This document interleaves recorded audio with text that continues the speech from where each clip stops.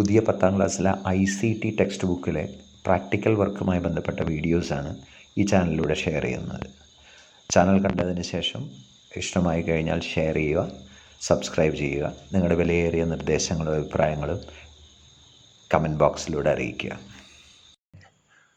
ICT text ബുക്കിലെ 1ാമത്തെ ചാപ്റ്ററിലെ 3ാമത്തെ പ്രവർത്തനമാണ് നമ്മളിവിടെ പരിചയപ്പെടുന്നത്. ഇത് കുറച്ച് ഒരു ദൈർഘ്യമേറിയിട്ടുള്ളൊരു പ്രവർത്തനം തന്നെയാണ്. ഹിരോഷിമ ദിനവുമായി ബന്ധപ്പെട്ട ഒരു യുദ്ധവിരുദ്ധ പോസ്റ്റർ നിർമ്മിക്കലാണ് പ്രവർത്തനം. ആ പോസ്റ്റർ ശ്രദ്ധിച്ചു കഴിഞ്ഞാൽ അറിയാം, അതിൽ വിവിധ വാക്കുകൾ ഉൾപ്പെടുത്താനുണ്ട്. അതുമാതിരി തന്നെ വൃത്തങ്ങൾ ഉൾപ്പെടുത്തിക്കൊണ്ട് അതിന് പ്രത്യേക എഫക്റ്റുകൾ നൽകാനുണ്ട്. ചിത്രം ഉൾപ്പെടുത്തണം. അതുമാതിരി തന്നെ ഒരു ഒലീവ് മരത്തിൻ്റെ ഒരു ശാഖ നിർമ്മിച്ച് അതും ഈ പോസ്റ്ററിൽ ഉൾപ്പെടുത്തേണ്ടതായിട്ടുണ്ട്. അപ്പോൾ നമുക്ക് ഓരോ പ്രവർത്തനങ്ങളും ഘട്ടം ഘട്ടമായിട്ടൊന്ന് പരിചയപ്പെടാം. അപ്പോൾ ഇതിനു വേണ്ടി ആദ്യം ഇങ്ക്സ്കേപ്പ് സോഫ്റ്റ്വെയർ ഓപ്പൺ ചെയ്യുക. ആപ്ലിക്കേഷൻ, അതിൽ ഇങ്ക്സ്കേപ്പ് എന്നിട്ട് സെർച്ച് ചെയ്ത് കഴിഞ്ഞ് ഇങ്ക്സ്കേപ്പ് ഓപ്പൺ ചെയ്യുക. ആ സമയത്ത് നമുക്കൊരു മെസ്സേജ് തെളിഞ്ഞു വരും. അതൊക്കെ ജസ്റ്റ് സേവ് കൊടുക്കുക. അതുമാതിരി തന്നെ നെക്സ്റ്റ് കൊടുത്താൽ മതി. ന്യൂ ഡോക്യുമെൻറ്റിൽ ക്ലിക്ക് ചെയ്യുക. അതോടുകൂടി ഇങ്ക്സ്കേപ്പ് സോഫ്റ്റ്വെയർ തുറന്നു വരും. നമുക്കതിൻ്റെ പേജ് ബോർഡർ ഒഴിവാക്കുന്നതിന് വേണ്ടി ഫയൽ ഡോക്യുമെൻറ്റ് പ്രോപ്പർട്ടീസിൽ ഇതൊക്കെ നമ്മൾ ഫസ്റ്റ് വീഡിയോയിൽ പറഞ്ഞിട്ടുണ്ടായിരുന്നു. ഷോ പേജ് ബോർഡർ ഒഴിവാക്കുക. അതിനുശേഷം നമുക്ക് ആ വിൻഡോ ക്ലോസ് ചെയ്യാം.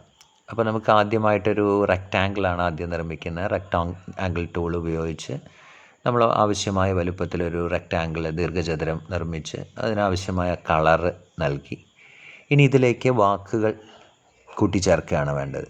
അതിലാദ്യം സേ നോ ടു വാർ എന്നുള്ളതാണ്. അതിൽ ഓരോന്നും ഓരോ ഒബ്ജക്റ്റായി ചെയ്ത് കഴിഞ്ഞാൽ നമുക്ക് വ്യത്യസ്തമായ കളർ കൊടുക്കാൻ പറ്റും. ആദ്യം അപ്പോൾ സേ നോ എന്നുള്ള ടൈപ്പ് ചെയ്തു. അത് ടൈപ്പ് ചെയ്ത് അതിന് ചില പ്രത്യേകതകൾ നൽകാനുണ്ട്. അതായത് അതിൻ്റെ കളറ് ലൈറ്റ് റെഡ് കളർ കൊടുക്കുക. അതിനുശേഷം അതിനെ ബോൾഡ് ആക്കുന്നതിന് വേണ്ടി ടെക്സ്റ്റ് ആൻഡ് ഫോണ്ടിൽ ബോൾഡ് എന്നുള്ളത് സെലക്ട് ചെയ്ത് അപ്ലൈ ചെയ്യുക. അതോടുകൂടി നമുക്ക് ആവശ്യമായിട്ടുള്ള 1ാമത്തെ വാക്ക് നമ്മൾ നിർമ്മിച്ചു കഴിഞ്ഞു. അതിൻ്റെ വലുപ്പം ആവശ്യാനുസരണം ക്രമീകരിക്കുക. അതിനുശേഷം അത് നമ്മൾ ഈ ഒരു റെക്റ്റാങ്കിൾ അഥവാ പോസ്റ്ററിലേക്ക് ഉൾപ്പെടുത്തുക.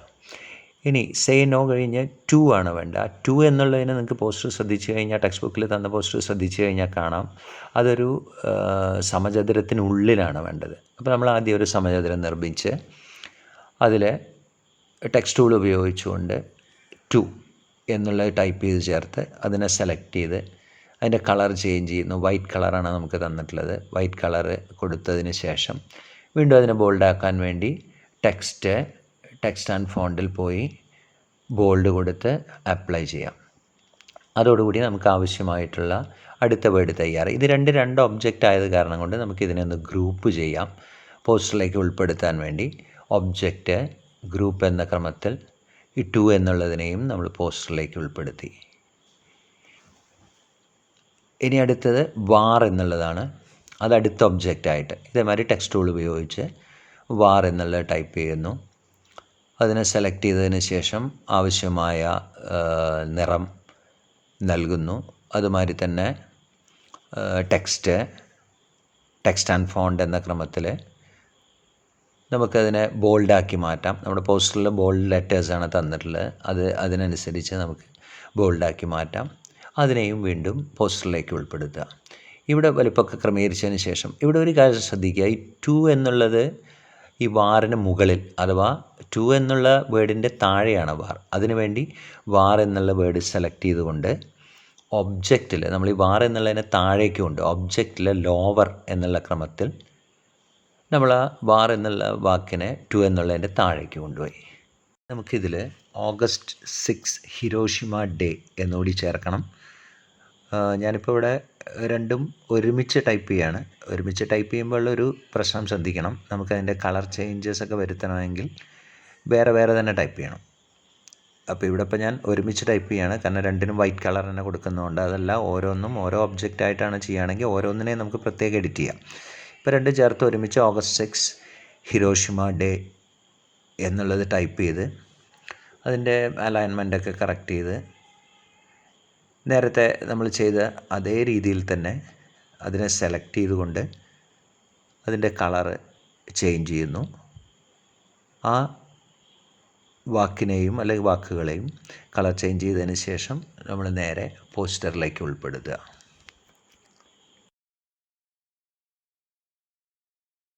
ഒരു പോസ്റ്റർ തയ്യാറാക്കിയപ്പോൾ അതിൽ തന്നെ കൂടുതൽ ഒബ്ജക്റ്റുകളുണ്ട്.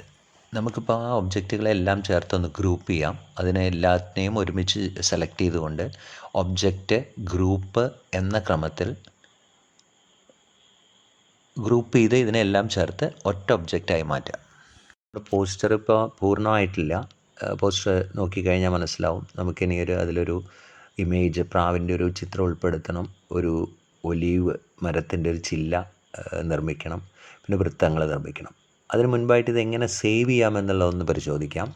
SVG ഫോർമാറ്റിൽ സേവ് ചെയ്യാൻ ഫയൽ, സേവ് ആസ് എന്ന ക്രമത്തിൽ നമുക്കെവിടെ, ഞാൻ ഇപ്പോൾ സ്റ്റുഡൻസ് വർക്ക് 3യിലാണ് സേവ് ചെയ്യുന്നത്. സ്റ്റുഡൻസ് വർക്ക് 3 ഓപ്പൺ ചെയ്ത് നമുക്കാവശ്യമായിട്ടുള്ള ഫയൽ നാമം നൽകി സേവ് ചെയ്യാം.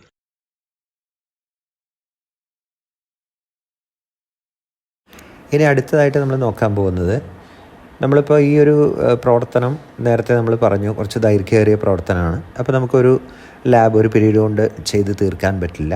അപ്പോൾ നമ്മളതാണ് SVG ഫോർമാറ്റിൽ സേവ് ചെയ്ത് വെച്ചിട്ടുണ്ട്. ഇനി അടുത്ത ക്ലാസ്സിൽ ഇത് തുടർച്ചയായിട്ട് എങ്ങനെ ചെയ്യും, നമ്മൾ ബാനറിൻ്റെ മുഴുവൻ പ്രവർത്തനങ്ങളും തീർന്നിട്ടില്ല, ഇനി ബാക്കി എങ്ങനെ ചെയ്യും നോക്കാം. അതിനുവേണ്ടി നേരത്തെ നമ്മൾ ചെയ്ത പോലെ തന്നെ നേരെ ആപ്ലിക്കേഷൻ ഇങ്ക്സ്കേപ്പ് നേരെ ഓപ്പൺ ചെയ്യുന്നു. ഇത് ഓപ്പൺ ചെയ്ത ആ പേജിൽ നമ്മൾ നേരെ ചെയ്യുന്നത് ഫയൽ ഇമ്പോർട്ടാണ്. നേരത്തെ നമ്മൾ സേവ് ചെയ്ത SVG ഫോർമാറ്റ് ബാനർ ഓപ്പൺ ചെയ്യാൻ വേണ്ടിയിട്ട് ഇമ്പോർട്ടാണ് കൊടുക്കുന്നത്. നമ്മൾ നേരത്തെ സേവ് ചെയ്ത് വെച്ചിട്ടുള്ളത് സ്റ്റുഡൻസ് വർക്ക് 3യിലാണ്. ആ ഫയൽ ഓപ്പൺ ചെയ്യുന്നു, ഇങ്ങനെ ഒരു മെസ്സേജ് വരും. ഒന്ന് അഡ്ജസ്റ്റ് മാറ്റങ്ങളൊന്നും വരുത്തേണ്ട കാര്യമൊന്നുമില്ല. ഇപ്പോൾ നമ്മൾ നേരത്തെ ഗ്രൂപ്പ് ചെയ്ത് സേവ് ചെയ്ത് വെച്ച ബാനർ ഇവിടെ നമ്മൾ ഈ ക്യാൻവാസിലേക്ക് കൊണ്ടുവന്നു കഴിഞ്ഞു. ഇനി നമ്മളതിൽ വൃത്തങ്ങൾ ചേർക്കണം. 3 വൃത്തങ്ങളാണുള്ളത്. അതിലാദ്യം ഒരു വൃത്തം നിർമ്മിച്ച് അതിന് അനുയോജ്യമായിട്ടുള്ള നിറമൊക്കെ കൊടുത്തു. അതിനുശേഷം അതിൻ്റെ ഒരു ഡ്യൂപ്ലിക്കേറ്റ് എടുക്കുന്നു. ആ ഡ്യൂപ്ലിക്കേറ്റ് നെയിം ആവശ്യാനുസരണം അതിൻ്റെ കളറൊക്കെ മാറ്റി അതിൻ്റെ സൈസൊക്കെ കറക്റ്റ് ചെയ്തു. അതിനുശേഷം വീണ്ടും ആ വൃത്തത്തിൻ്റെ ഒരു ഡ്യൂപ്ലിക്കേറ്റ് കൂടി എടുക്കുന്നു. അതിൻ്റെ സൈസും കളർ ചേഞ്ച് ചെയ്തതിന് ശേഷം ഒന്നുകൂടി ഡാർക്ക് കളറാണ് വേണ്ടത്. അതിന് വീണ്ടും നമ്മളതിൻ്റെ സൈസൊക്കെ ക്രമീകരിക്കുക. അപ്പോൾ നമ്മുടെ പോസ്റ്റർ ടെക്സ്റ്റ് ബുക്കിൽ നോക്കിക്കഴിഞ്ഞാൽ അറിയാം, നേരത്തെ നമ്മൾ തുടക്കത്തിൽ കാണിച്ചിരുന്നു, ഇതൊരു ബ്ലർ ചെയ്യേണ്ട ആവശ്യമുണ്ട്. അതായത് ആ ഉള്ളിലെ വൃത്തം എന്ന് പറയുന്ന ഒന്ന് മങ്ങിയിട്ടാണ് കാണേണ്ടത്. അതെങ്ങനെ ചെയ്യും? ആ ഉള്ളിലെ വൃത്തത്തിന്, ഏറ്റവും ഉള്ളിലുള്ള വൃത്തത്തിനെ സെലക്ട് ചെയ്ത് ഫിൽ ആൻഡ് സ്ട്രോക്ക് കൊടുത്ത് അവിടെ ബ്ലർ എന്ന ഓപ്ഷൻ ഉണ്ട്, ഈ മെനുവിൽ താഴെയായിട്ടുണ്ട്. അത് നമുക്ക് ഇപ്പോൾ 0യിലാണ് കിടക്കുന്നത്. ഞാനിപ്പോൾ അതിനെ ഒരു 10ലേക്ക് കൊടുത്തു. ഇനി നമുക്കൊന്ന് നോക്കാം. പോരാ, ഒന്നുകൂടി ബ്ലറായി വരണം. വീണ്ടും നമ്മൾ ഇതേ സ്റ്റെപ്പ് ഒബ്ജക്റ്റ് ഫിൽ ആൻഡ് സ്ട്രോക്കിൽ പോകുന്നു. ആ ബ്ലർ 10 എന്നുള്ള വീണ്ടും കൂട്ടിയിട്ട് നമുക്കൊരു 20 വരെ ബ്ലർ ചെയ്തിട്ട് ഇനി നമുക്ക് നോക്കാം. ഇപ്പോൾ ഏതാണ്ട് മധ്യഭാഗത്തുള്ള വൃത്തം ഒരു മങ്ങിയ രൂപത്തിലായി. ഇനി നമുക്ക് ഇതിനെ എല്ലാറ്റിനെയും ഒരു ഒബ്ജക്റ്റ് ആക്കാൻ വേണ്ടി അതിനെല്ലാറ്റിനെയും കൂടി സെലക്ട് ചെയ്തിട്ട് ഗ്രൂപ്പ് ചെയ്ത് അതിൻ്റെ സൈസൊക്കെ കറക്റ്റ് ചെയ്ത് നേരെ നമ്മൾ ഈ ബാനറിലേക്ക് നമ്മളതിനെ ഉൾപ്പെടുത്തുന്നു. ഇനി 2 വർക്കുകളാണ് ബാക്കിയുള്ളത്. ഒന്ന്, ഒരു പ്രാവിൻ്റെ ചിത്രം ഇതിൽ ഉൾപ്പെടുത്തണം. മാത്രമല്ല പ്രാവ് ഒരു ഒലീവ് വൃക്ഷത്തിൻ്റെ ഒരു ചില്ല കൊത്തിയെടുത്ത് പോകുന്ന പോലെ. അപ്പോൾ എങ്ങനെയാണ് ഒലീവ് ചില്ല എങ്ങനെ നിർമ്മിക്കാൻ നോക്കാം. ഡ്രോ ബേസിയർ ടൂൾ എടുത്ത് ഒരു സ്ട്രെയിറ്റ് ലൈൻ വരച്ചു. അതിനുശേഷം നോട്ട് ടൂൾ എടുത്ത് അതിൻ്റെ മുകൾ ഭാഗത്തായിട്ട് ഒരു വശത്തേക്കൊന്ന് വളച്ചു. അടിഭാഗത്തായിട്ട് നേരെ എതിർദിശയിലേക്കും വരും. ഇപ്പോൾ നമുക്കൊരു അതിൻ്റെ ഒരു തണ്ട് മാത്രം തയ്യാറായി. ഇനി അതിനെ സെലക്ട് ചെയ്ത് നമുക്ക് അതിൻ്റെ കളറൊക്കെ ഒന്ന് മാറ്റി അതിൻ്റെ തിക്നെസ്, അതിൻ്റെ കട്ടിയൊക്കെ ഒന്ന് കൂട്ടാം. അതിൽ ഫിൽ പെയിൻ്റ് ആവശ്യമില്ല, നമുക്ക് സ്ട്രോക്ക് പെയിൻറ്റ് മാത്രം അഡ്ജസ്റ്റ് ചെയ്താൽ മതി. അപ്പോൾ സ്ട്രോക്ക് പെയിൻറ്റ് നമ്മളൊരു ലൈറ്റ് ഗ്രീൻ കളർ എടുത്ത് സ്ട്രോക്ക് സ്റ്റൈൽ എന്നുള്ളത് ഇപ്പോൾ 0.265 കിടക്കുന്നത്.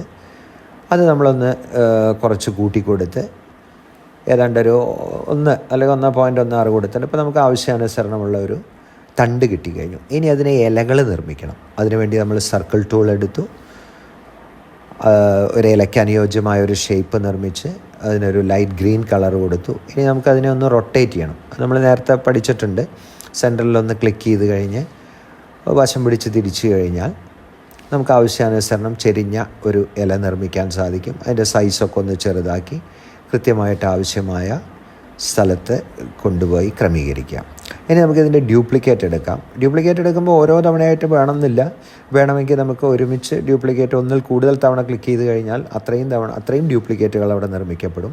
2 ഇലകൾ നിർമ്മിച്ചു. ഇനി നമുക്ക് ആവശ്യം ഇതിൻ്റെ ഒരു 3 ഡ്യൂപ്ലിക്കേറ്റ് ആണെങ്കിൽ 3 തവണ ഡ്യൂപ്ലിക്കേറ്റ്. ഇതിനൊക്കെ ഷോർട്ട് കട്ട് കീസും ഉണ്ട്. ഇതിപ്പോൾ നമ്മൾ ഡയറക്റ്റ് ചെയ്യുന്ന രീതിയാണ് പറയുന്നത്. ഒരു 3 ഡ്യൂപ്ലിക്കേറ്റ് നിർമ്മിച്ചതിന് ശേഷം അതിനാവശ്യമായ സ്ഥലങ്ങളിൽ ക്രമീകരിക്കുന്നു. അതേപോലെ തന്നെ മറുവശത്തുള്ള ഇലയുടെയും ഡ്യൂപ്ലിക്കേറ്റുകൾ നിർമ്മിച്ചുകൊണ്ട് അതിനെയും ആവശ്യമായ ഭാഗത്ത് ക്രമീകരിച്ചു.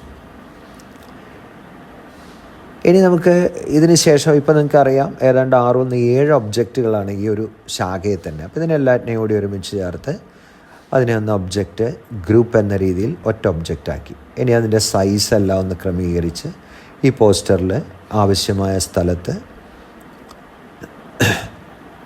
നേരെ കൊണ്ടുപോയി ക്രമീകരിക്കാം. അതിനു മുൻപ് നമുക്ക് നമ്മുടെ പ്രാവിൻ്റെ ചിത്രം നമുക്ക് ഓൾറെഡി തന്നിട്ടുണ്ട്. അത് മിക്കവാറും സ്കൂൾ റിസോഴ്സിലാണുള്ളത്. ഞാനിപ്പോൾ തൽക്കാലം എൻ്റെ പെൻഡ്രൈവിലായത് കാരണം കൊണ്ട് അതിൽ നിന്ന് എടുക്കുന്നു എന്ന് മാത്രം. അതിൽ സ്കൂൾ റിസോഴ്സിൽ ഈ ഡോവ് എന്നുള്ള ഒരു ഇമേജ് അവിടെ തന്നിട്ടുണ്ട്. അപ്പോൾ അത് എവിടെയാണ് അത് സേവ് ചെയ്തിട്ടില്ലെങ്കിൽ സ്കൂൾ റിസോഴ്സസിലാണ് മിക്കവാറും സേവ് ചെയ്ത് കാണുന്നത്. അത് ആ പ്രാവിൻ്റെ ചിത്രത്തെ കൂടി ഇമ്പോർട്ട് ചെയ്തതിന് ശേഷം അതിനെയും ആവശ്യമായ കൃത്യമായ സ്ഥലത്ത് കൊണ്ടുപോയി ക്രമീകരിക്കുക. അപ്പോൾ ഇവിടെ ഒരു പ്രശ്നമുണ്ട്. പ്രാവിൻ്റെ നിറം എന്ന് പറയുന്നത് വെള്ളയാണ്, മാത്രമല്ല സ്ട്രോക്ക് മാത്രമേ ഉള്ളൂ, അതായത് ഔട്ട്ലൈനേ ഉള്ളൂ. ഇപ്പോൾ ഇത് ഒന്നിച്ച് പറയുന്ന പോലെ. അപ്പോൾ നമുക്ക് ഫിൽ കളർ വേണ്ട. അതിന് ഒബ്ജക്റ്റ് ഫിൽ ആൻഡ് സ്ട്രോക്കിൽ പോയിട്ട് ഫിൽ പെയിൻറ്റ് എന്നുള്ളതിനെ കളയാം. ഇപ്പോൾ സ്ട്രോക്ക് മാത്രമേ ഉള്ളൂ, പുറമേയുള്ള രേഖയുള്ളൂ, പക്ഷേ കളർ ബ്ലാക്കാണ്. അപ്പോൾ അതൊന്ന് ചേഞ്ച് ചെയ്യണം. അതിന് വേണ്ടി നമ്മൾ ഒരു ലൈറ്റ് കളർ ഏതെങ്കിലും വൈറ്റ് ആണെന്ന് വെച്ച് കഴിഞ്ഞാൽ ഫില്ലർ വെച്ച് എടുക്കാം. അതിന് പകരമായിട്ട് ഈ രീതിയിലും ചെയ്യാം, എളുപ്പമാർഗം. ഇനി നമ്മൾ ഈ ഒലിവ് വൃക്ഷത്തിൻ്റെ ആ ചില്ലയെ പ്രാവ് കൊത്തി കൊണ്ടുപോകുന്ന രീതിയിൽ കൃത്യമായി കൊണ്ടുപോയി ക്രമീകരിക്കുന്നു. അതിനുശേഷം എല്ലാ ഒബ്ജക്റ്റുകളെ ഒരുമിച്ച് സെലക്ട് ചെയ്തുകൊണ്ട് നേരെ ഇതിനെ ഗ്രൂപ്പ് ചെയ്യാം. ഇനി ഇത് PNG ഫോർമാറ്റിലേക്ക് എക്സ്പോർട്ട് ചെയ്യുന്ന കാര്യം അടുത്ത വർക്കിൽ, അടുത്ത കൃത്യമായിട്ട് അടുത്ത വീഡിയോയിൽ പറയാം.